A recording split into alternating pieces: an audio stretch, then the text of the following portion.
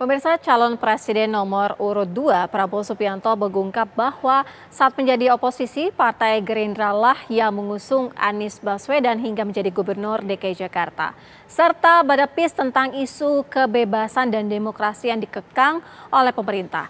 Sementara calon presiden nomor urut 1 Anies Baswedan membalasnya dengan menyatakan bahwa Prabowo tidak kuat menjadi oposisi sehingga bergabung dengan pemerintah. Isu yang diangkat dalam debat Capres 2024 beberapa waktu lalu tersebut kini menuai polemik.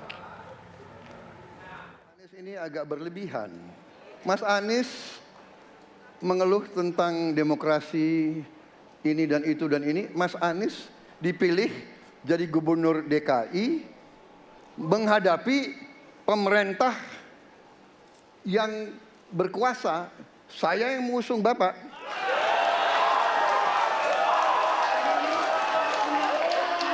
Kalau demokrasi kita tidak berjalan, tidak mungkin Anda jadi gubernur.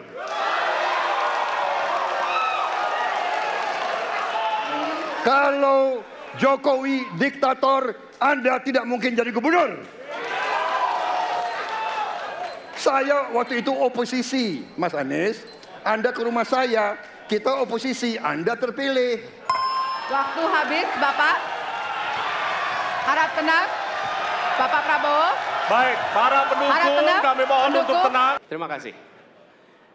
Ketika kita menghadapi sebuah proses demokrasi, di situ ada pemerintah dan ada oposisi. Dua-duanya sama terhormat. Dan ketika proses pengambilan keputusan itu dilakukan, bila ada oposisi, maka selalu ada pandangan perspektif berbeda yang membuat masyarakat bisa menilai. Karena itu oposisi itu penting dan sama-sama terhormat. Sayangnya tidak semua orang tahan untuk berada menjadi oposisi. Oke? Seperti sampaikan Pak Prabowo tidak tahan untuk menjadi oposisi. Apa yang terjadi? Beliau sendiri menyampaikan bahwa tidak berada dalam kekuasaan membuat tidak bisa berbisnis, tidak bisa berusaha. Karena itu harus berada dalam kekuasaan.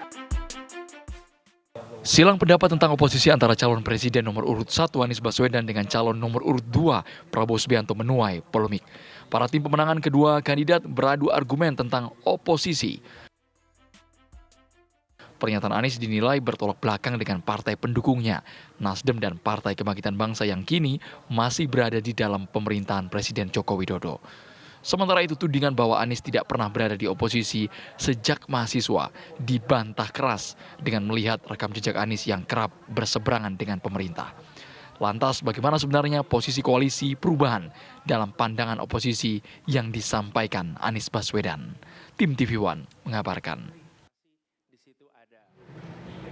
Mengapa Anies Baswedan membangun narasi oposisi sementara partai pendukungnya Nasdem dan PKB masih berada di dalam pemerintahan? Dan untuk membahasnya telah bergabung bersama kami Wakil Ketua Tim Kampanye Nasional Prabowo Gibran, Afrian Syahnur, dan juga juru bicara Timnas Anies Baswedan Muhaimin Iskandar, Maman Imanul Haq. Selamat petang semuanya. Saya mau ke Kang Maman terlebih dahulu. Kang Maman, kenapa kemudian tim Anies Baswedan ini membangun narasi oposisi padahal partai pengusung dan juga pendukungnya ini masih berada di dalam pemerintahan? Kang Maman. Iya, Timnas ingin membangun sebuah narasi yang menempatkan bahwa bernegara itu adalah berkonstitusi.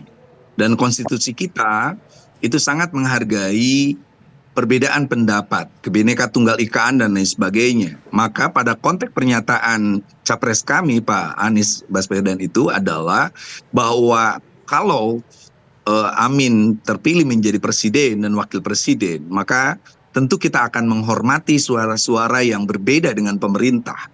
Tidak akan dizalimi, tidak akan dikriminalisasi dan lain sebagainya. Tetapi kalau seandainya kita kalah, maka tentu kita akan tetap menjadi oposisi yang akan membangun negara dan bangsa ini. Nah, pada konteks inilah sebenarnya kita ingin mengingatkan bahwa ketika kami mendukung Jokowi 2 periode berturut-turut, maka hari ini kita masih ada dalam pemerintahan. Tetapi kita ingin pada pemerintahan yang akan datang, tidak ada lagi suara-suara yang dibungkam walaupun berbeda. Tidak ada lagi kriminalisasi yang dilakukan kepada orang yang tidak sependapat dengan apa yang dilakukan oleh pemerintah. Sehingga narasi ini perlu dibangun karena perubahan yang mendasar dari bangsa kita adalah menghargai orang yang berbeda, menghormati orang yang tidak sama. Karena sungguhnya baik yang berkuasa atau oposisi sama-sama terhormat semata-mata demi tujuan membangun Indonesia yang kita cintai.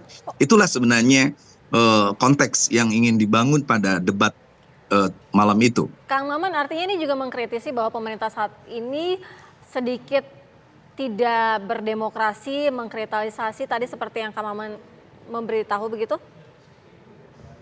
Iya, kita bisa merasakan bahwa sungguhnya ada beberapa elemen penyelenggara negara yang tidak terlalu kuat ketika tidak terlalu nyaman ketika ada pihak yang berbeda.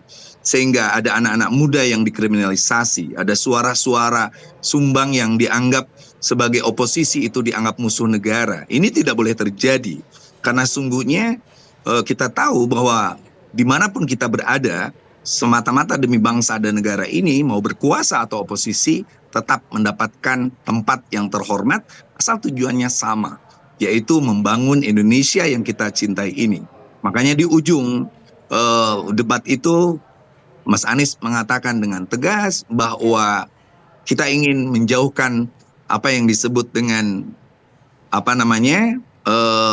negara yang tidak menghargai perbedaan pendapat, negara yang tidak menghargai oposisi dan lain sebagainya. Baik. Seperti itu. Bagi kita Indonesia adalah forever. Oke, Kang Maman, ada banyak hal yang ingin kita gali, tapi nanti kita akan tanyakan lagi. Saya mau ke Mas Afriansyah. Mas Afriansyah, kalau melihat kenapa kemudian narasi oposisi ini dibangun, apa tujuannya kalau perspektif Mas Afriansyah?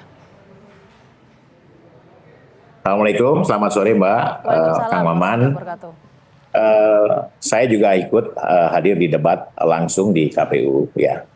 Jadi salah satu yang disampaikan oleh Pak Anies itu adalah soal oposisi dalam pemerintahan yang saya tangkap ya. Artinya ketika Pak Prabowo disinggung, Bapak tidak sanggup berada di oposisi. Oposisi itu kan waktu itu di luar daripada pemerintahan. Nah, oleh karena itu mungkin Pak Prabowo mengatakan bahwa selama ini beliau mulai 2009, 2014, dan kemarin terakhir yang ketiga 2019, beliau memutuskan bergabung dengan Pak Jokowi karena untuk menjaga stabilitas nasional, demokrasi yang baik sehingga tidak terjadi perpecahan yang sangat mendalam. Saat itu 2019 betul-betul saya dan Kang Maman ini kan pendukungnya Pak Jokowi ini.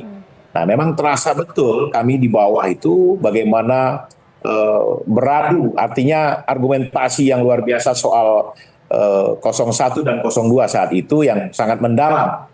Nah, tentunya hal ini dengan bergabungnya Pak Prabowo diajak sama Pak Jokowi, ini hal yang luar biasa. Saya pun sebenarnya sebagai pendukungnya Pak Jokowi awalnya sangat kecewa ketika Pak Prabowo diterima oleh Pak Jokowi dan Pak Jokowi mengambil Pak Prabowo sebagai pembantu beliau di kabinet, termasuk Pak Sandiaga Uno juga. Tapi setelah saya pelajari 1 tahun, oh inilah hikmahnya.